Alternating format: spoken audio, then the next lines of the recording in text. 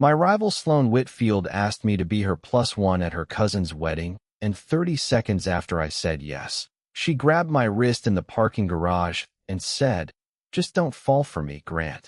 I laughed. She didn't. My name is Grant Ellison. I was 31 years old, a litigation associate at a mid-sized firm in Austin, and for 2 years running, Sloane Whitfield had been the only person at that firm capable of making my blood pressure spike from across a conference room. We'd started the same month. We'd been staffed on the same cases more times than either of us could call coincidence. We billed our hours like two people racing toward the same finish line, except neither of us had ever agreed on where the finish line actually was. She was better at cross-examination. I was better at closing arguments. She never lost her temper in front of a judge. I never lost mine in front of a client. Together, we'd won the Halloran case 8 months earlier, and neither of us had spoken to the other for 3 weeks afterward because we couldn't agree on who deserved the credit. So when Sloane appeared at my office door on a Tuesday afternoon holding 2 coffee cups, one of which she was clearly not going to give me for free, I should have known something was wrong. "I need a favor," she said. "You've never asked me for a favor in your life." "I'm aware. That's how you know it's serious." She set 1 coffee cup down on my desk like a peace offering that came with strings attached. "My cousin is getting married in the hill country in 3 weeks. My entire extended family will be there. My mother will be there. And my ex-fiancé, Derek, will also be there, because apparently he's now dating my cousin's husband's sister, which is a sentence I hate saying out loud. That's rough. It gets worse. I need a date. Someone who can hold a conversation, doesn't own a single Hawaiian shirt, and will not, under any circumstances, let my mother convince him that we're secretly perfect for each other." I leaned back in my chair. "And you thought of me." "I thought of the one man alive I have zero romantic feelings for, and who annoys me enough that I know I won't accidentally develop any." "Flattering."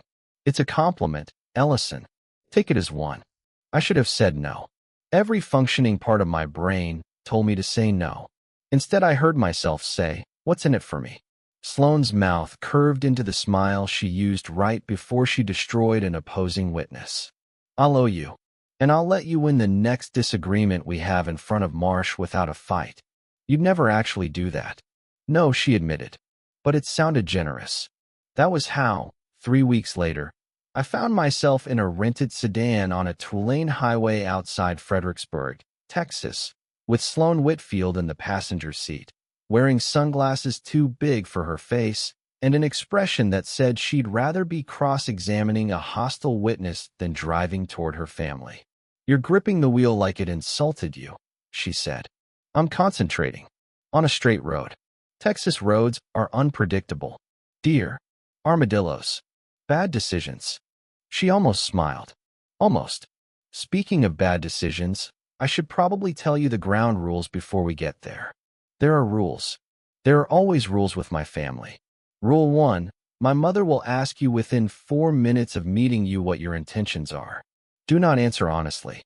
Rule 2, my Aunt Denise will try to get you drunk on peach wine so she can interrogate you. Pace yourself. Rule 3.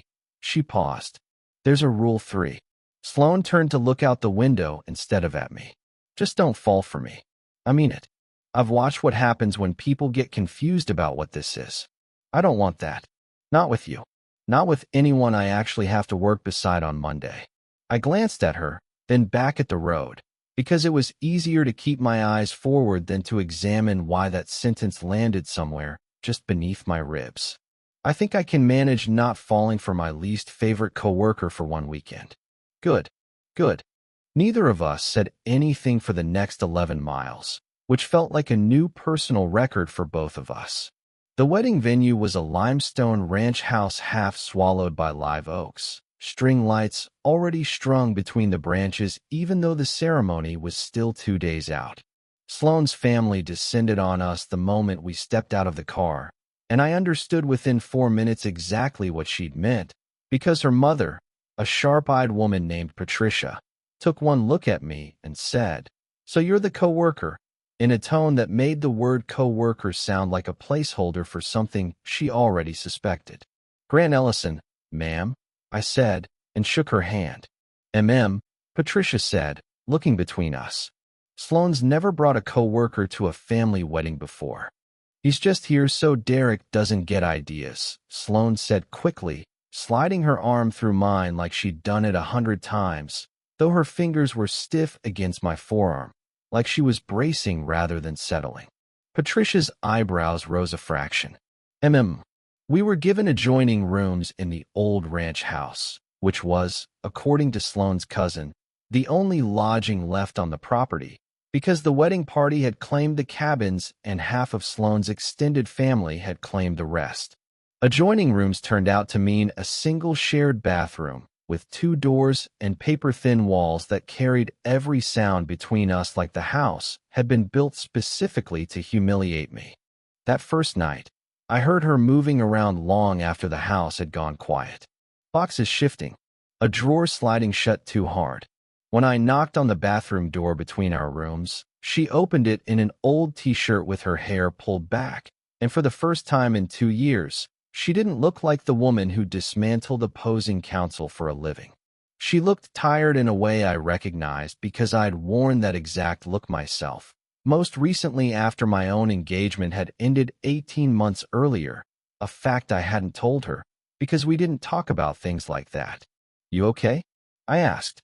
"Derek's staying in the cabin 2 doors down from mine," she said. "I just found out.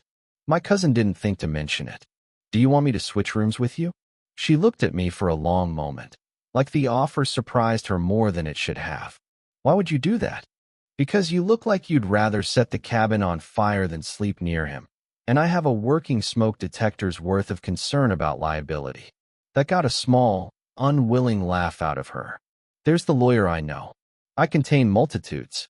You contain a lot of caffeine and a persecution complex about losing to me in front of Marsh. That happened 1 time. It happened 4 times. I've blocked out 3 of them for my own mental health." She smiled properly then. The real one, not the courtroom one, and something in my chest did a slow, unwelcome turn that I decided immediately to ignore. The next morning, over ranch house coffee that tasted like it had been brewed under duress, Sloane's grandmother cornered me on the porch and told me, unprompted, that Sloane had cried for a week after her engagement ended 2 years ago and hadn't brought anyone home since. "She's careful," the older woman said, watching me over the rim of her mug. "Careful people don't invite men to family weddings unless the man matters, whatever she's telling herself about it." I didn't know what to do with that information, so I filed it away the way I filed away every piece of evidence I wasn't ready to use in a case yet. That afternoon, we were roped into helping set up chairs for the ceremony, which put us shoulder to shoulder in the Texas heat for 2 hours, sweating through our shirts and arguing about the correct spacing between rows the way we argued about everything, which was to say enthusiastically and with far more energy than the subject deserved. 18 inches, Sloane said, for the aisle clearance.